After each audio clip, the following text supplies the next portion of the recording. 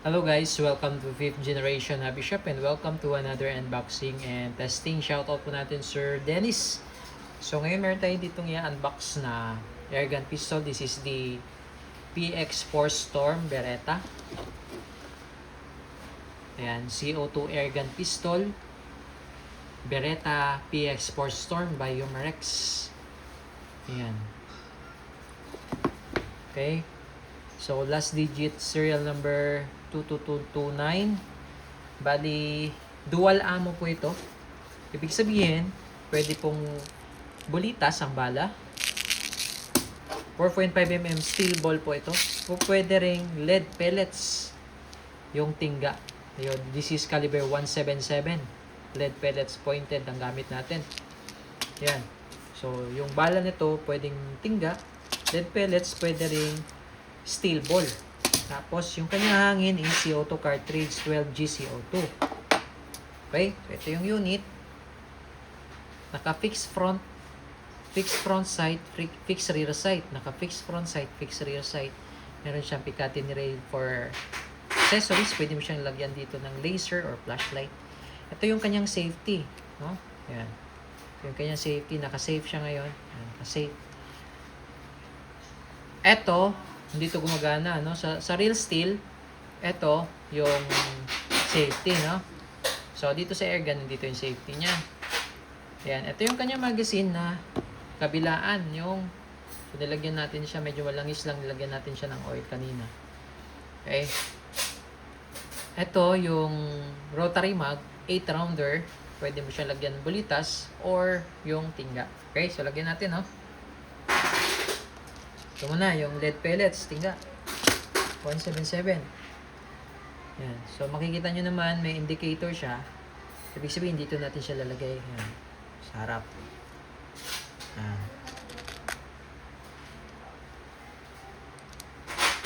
Yan. Iikot mo lang siya. Ang ikot niyan, pwedeng counterclockwise, pwede ring clockwise. Walang problema doon.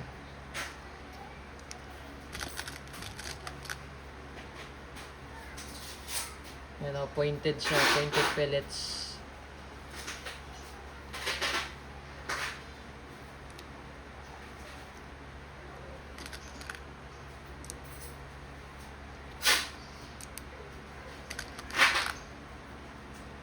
Okay, so 8. Sa kabila, pwedeng puro pellets yung lalagay mo or pwedeng puro bulitas din ang lalagay mo. So, depende po. Depende po yan. So, bulitas naman ang ilalagay natin. Para maiba naman. So, meron yan magnet, oh. Yan. So, hindi siya basta-basta nalalaglag. Ganun din, iikot nyo pa rin.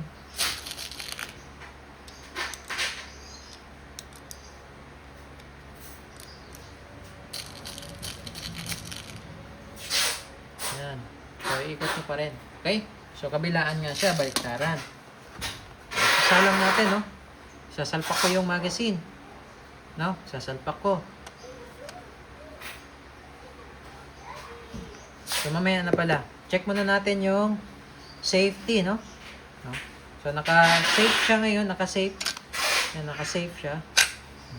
Pag naka-safe mode, pag inakasa mo, pansin nyo, hindi bumababa yung hammer. Yan. Lagay natin sa fire mode. Pag fire mode, kita yung pula. So, wala naman tong CO2. Yan, bumababa siya. Ngayon, pag lalagay natin siya sa safe, pansinin nyo, magdidikak yan. Yan, lalagay natin sa safe. Yan o. Magdidikak siya. Ulitin ko, no? Ito, bali, ipupush mo backward. Yan, tapos ito, push mo downward. Yan o. Diba? Magdidikak siya. O. Sagad mo siya, sagad. Okay? Yun. Ngayon, lalagay ko itong magazine. No, ilo-load ko siya. Okay, tapos lalagay ko siya sa open position. Ayan, may arrow siya. Open. Ang open is, ang ikot niya ay clockwise. Pag power position naman, ang ikot niya is counterclockwise. So, lagay ko siya sa open position. Ayan, sagad lang siya, no? Silang natin yung cover. Tapos, pinatakan ko na kanina to ng silicone oil kaya medyo may langis, no? Ito, silicone oil. Patakan mo lang tong part na yan bago po tayo maglagay ng CO2. Yan.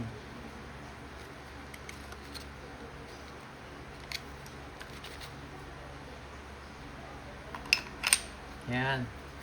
Tapos, bali, itong wheel, yan, parang bilog na yan. Iikot mo yan. Sasagad mo hanggang dito sa may puwitan ng CO2. Iikot mo siya. Yan. Kasi yan yung magtutulak mamaya pag nilagay natin siya sa power position. Okay? So, sa ngayon, hindi pa siya punctured, no? Balik natin to. Meron kang hard case, pwede mo siyang i-standby lang muna. Tago mo lang muna. Ngayon, pag kailangan mo na siyang gamitin, iikot mo lang to. Para siyang quick pursing, no? Iikot mo lang to. Ayan, no? Lagay mo lang sa power. Okay? So, balik lang. Pagka tinabi mo siya, hindi pa siya naka-power position, hindi yan mauubos yung CO2 kasi hindi pa punctured. No? Pag kailangan mo na siyang gamitin, lagay mo lang siya sa power position, and then you're good to shoot. Ganun lang, no? Diba? Ready ka lang.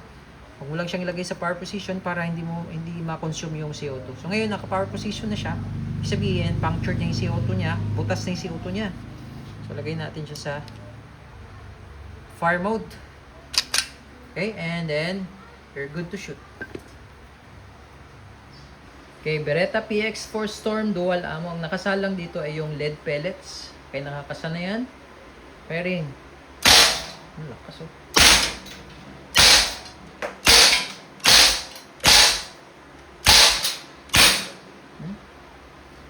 So, 8 lang yan. Tapos na. So, baliktarin mo lang yung magazine niya. Salang mo yung bulitas. Yan.